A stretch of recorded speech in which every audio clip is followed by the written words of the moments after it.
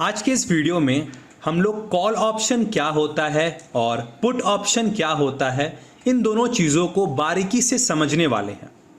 Call option जिसको CE भी बोलते हैं और पुट ऑप्शन जिसको पीई भी बोलते हैं।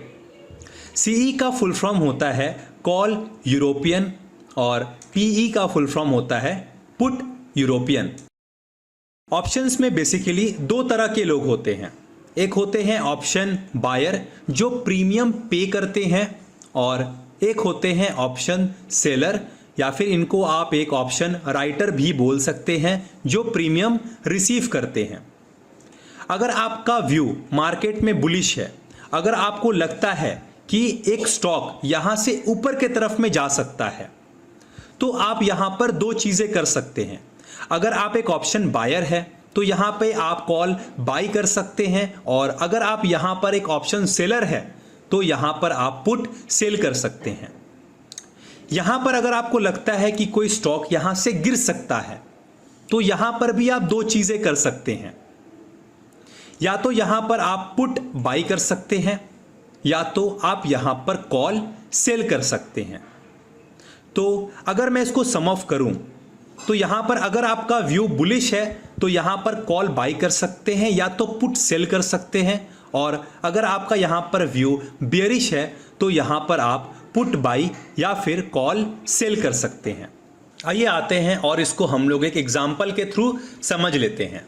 ये है शुभम और ये एक ऑप्शन बायर है और इनको ऐसा लगता है कि रिलायंस का शेयर जो अभी कारोबार कर रहा है 2000 रुपए पे, यानी इसका जो अभी प्राइस चल रहा है वो चल रहा है 2000, और इनको लगता है कि ये महीना एंड होते होते इसका शेयर प्राइस 2000 से 2200 तक भी जा सकता है। तो वो एक स्ट्राइक प्राइस सिलेक्ट करते हैं। अब ये स्ट्राइक प्राइस क्या है, इसके ऊपर मैं एक पर्टिकुलर वीडियो बना दूंगा। ये 2100 का कॉल ऑप्शन सिलेक्ट करते हैं जिसका प्रीमियम पे करना पड़ता है उनको 40 रुपीज 50 पैसे।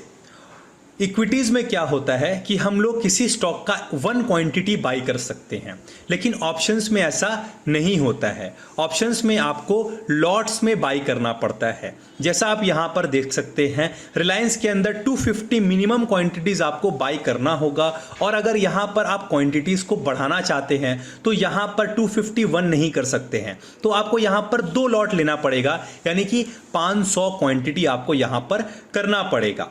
इक्विटीज में एक क्वांटिटी हम लोग बाई कर सकते हैं, लेकिन ऑप्शंस में हम लोग यहां पर वन क्वांटिटी बाई नहीं कर सकते हैं।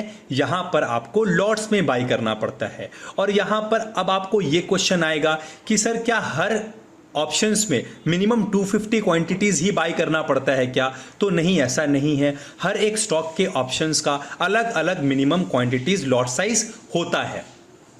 एक्सपायरी डेट क्या होता है, हम लोग को इसको समझना बहुत ही ज़्यादा ज़रूरी है। इंडेक्स में यानी कि सेंसेक्स या फिर निफ्टी, इसका एक्सपायरी जो होता है, निफ्टी बेसिकली हम लोग बोल सकते हैं, निफ्टी का जो एक्सपायरी होता है वो एवरी थर्सडे यानी हर वीक के थर्सडे और महीने के एंड का थर्सडे पे मंथली एक्सपायरी होता है। लेकिन इक्विटी ऑप्शन का सिर्फ एक एक्सपायरी वो होता है और वो है मंथ के एंड में जो थर्सडे आता है उस थर्सडे को एक्सपायरी होता है। अब आपको प्रॉफिट कैसे होगा या फिर लॉस कैसे होगा, इस चीज़ों को समझ लेते हैं। तो यहाँ पर आप देख सकते हैं एक फॉर्मूला है spot price minus strike price minus premium. ये एक फॉर्मूला है जो आपको अप्लाई करना होगा ताकि आपको पता चल सके कि आप प्रॉफिट में होंगे at the end of the month या फिर लॉस में होंगे। तो एक कंडीशन यहाँ पर एक केस पकड़ते हैं कि मान लिया कि शुभम ने 2200 का प्राइस पकड़ा था कि वहां तक रिलायंस जा सकता है और ये चला भी जाता है, 2200 तक आ जाता है। तो स्पॉट प्राइस क्या हो जाएगा अपना 2200। क्यों? क्योंकि महीने के एंड में 2200 अपना ये प्राइस आ चुका है रिलायंस के शेयर का, तो 2200 हो गया। अब इन्होंने जो स्ट्राइक प्राइस सिलेक्ट किया था वो क्या था, 2100 का कॉल ऑप्शन, तो यहां पर 2100 हम लोग यहां पर लिख देंगे। और इन्होंने जो प्रीमियम पे किया था यानी कि 40 रुपीज हम लोग यहां पर मान लेते हैं, तो इनका प्रीमियम हो गया 40, तो 40 को भी माइनस कर देंगे। तो ये जो प्रीमियम रिसीव करेंगे वो होगा 60 रुपए का। अगर इसको हम लोग मल्टीप्लाई करते हैं 20 to 50 क्वांटिटी से, तो इनको जो नेट प्रॉफिट होगा वो होगा 15,000 रुपए का। तो इन्होंने लगाया कितना, 10,000 रुपए, और इन्होंने कमाया कितना, 15,000 रुपए। ये हो गया केस 1। केस 2 को अच्छे से समझ लेते हैं कि केस 2 में क्या हो सकता है। तो यहाँ पर हम लोग मानते हैं कि यहाँ पर प्राइस ज़्यादा नहीं बढ़ा और यहाँ से मात्र 2100 तक ही गया और यहीं पर जाकर के रुक गया। तो फिर यहाँ पर जो अपना स्टॉक का स्पॉट प्राइस हो जाएगा वो हो जाएगा 2100, और जो इन्होंने स्ट्राइक प्राइस सिलेक्ट किया था वो भी हो गया 2100, और यहाँ पर जो इन्होंने प्रीमियम पे किया था वो हो गया 40। यहाँ पर मैं 40 मांग रहा हूँ, 50 पैसे को मैं यहाँ पर नहीं पकड़ रहा हूँ, तो यहाँ पर हो गया 40। तो अगर यहाँ पर देखेंगे तो ये दोनों को अगर माइनस करेंगे तो 0 हो गया, और ये जो प्रीमियम हो गया इनका वो हो जाएगा 0, यानी कि 40 पॉइंट्स का इनको लॉस हो गया। और इसको अगर हम लोग 250 क्वांटिटी से मल्टीप्लाई करेंगे तो इनको जो नेट लॉस होने वाला है वो होने वाला है 10,000 रुपये का, यानी कि वो 10,000 रुपये गवा देंगे। थर्ड कंडीशन क्या है? थर्ड कंडीशन है अपना कि प्राइस जहां है वहीं रुक जाता है, यानी कि 2000 पे ट्रेड कर रहा है और ये 2000 पे ही रुक जाता है और यहीं पर आकर के क्लोजिंग दे देता है। तो फिर क्या हो सकता है, स्पॉट प्राइस अपना हो गया 2000 और इन्होंने जो स्ट्राइक प्राइस सिलेक्ट किया था वो हो गया 2100 और इन्होंने जो प्रीमियम पे किया था वो हो गया 40। तो यहाँ पर भी जो मैक्सिमम इनका लॉस है वो प्रीमियम 0 ही होगा, अब नेगेटिव में तो नहीं जा सकता है, राइट। तो यहाँ पर 40 रुपीज़ का यहाँ पर भी इनको लॉस होता है प्रीमियम। इसको मल्टीप्लाई करते हैं क्वांटिटी से तो वो हो जाएगा 10,000 रुपये, यानी कि इस जगह पे भी ये 10,000 रुपये लॉस कर देंगे।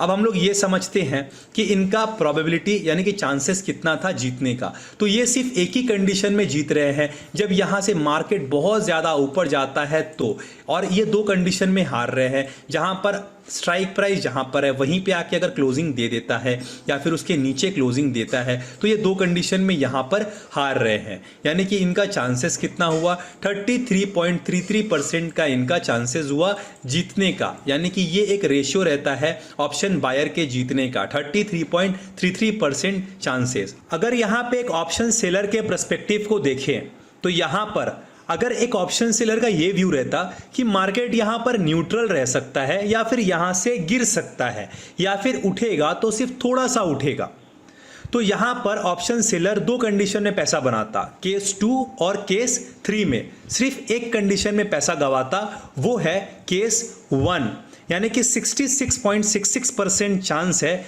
एक ऑप्शन सेलर या फिर एक ऑप्शन राइटर भी आप बोल सकते हैं उसके जीतने का। कुछ चीज़ें हैं जो आपको जानना बहुत ही ज़्यादा ज़रूरी है। ऑप्शन बायर का जो लॉस रहता है वो यहाँ पर लिमिटेड रहता है और ऑप्शन सेलर का लॉस अनलिमिटेड रहता है।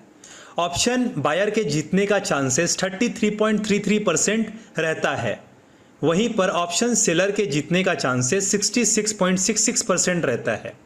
ऑप्शन बाइंग में एक और चीज़ आपको जानना बहुत ही ज़रूरी है। यहाँ पर मैं एक एग्जांपल ले रहा हूँ। मान लेते हैं कि किसी एक स्टॉक के हम लोग ऑप्शंस को देख रहे हैं जिसका प्रीमियम है 100 और उसको मल्टीप्लाई करते हैं उसके लॉट साइज से 25, तो आ गया 2500 रुपीज़, यानी कि आपको नेट अमाउंट इतना ही पे करना पड़ता है एक लॉट के लिए। लेकिन वहीं पर अगर देखते हैं ऑप्शन सेलिंग के लिए तो यहाँ पर आपको स्ट्रेटली 80,000 रुपये तक भी अप्रॉक्सीमेटली पे करना पड़ता है, यानी कि ऑप्शन बाइंग में 2500 रुपये में ही आपका काम बन जाता है, जहां पर ऑप्शन सेलिंग के अंदर यहां पे आपको 80,000 रुपये तक भी देने पड़ते हैं। इसीलिए आप देखते हैं कि ऑप्शन सेलिंग के अंदर जीतने का चांसेस 66.66% होता है। आई होप आपको वीडियो पसंद आया होगा, वीडियो अच्छा लगाया होगा, सारे चीज़ें समझ में आए होंगे। अगर आए हैं, समझ में आया है सब चीज़ें आपको समझ में, तो चैनल को सब्सक्राइब जरूर कीजिएगा, हिट द लाइक बटन। आज के लिए इतना ही, थैंक यू।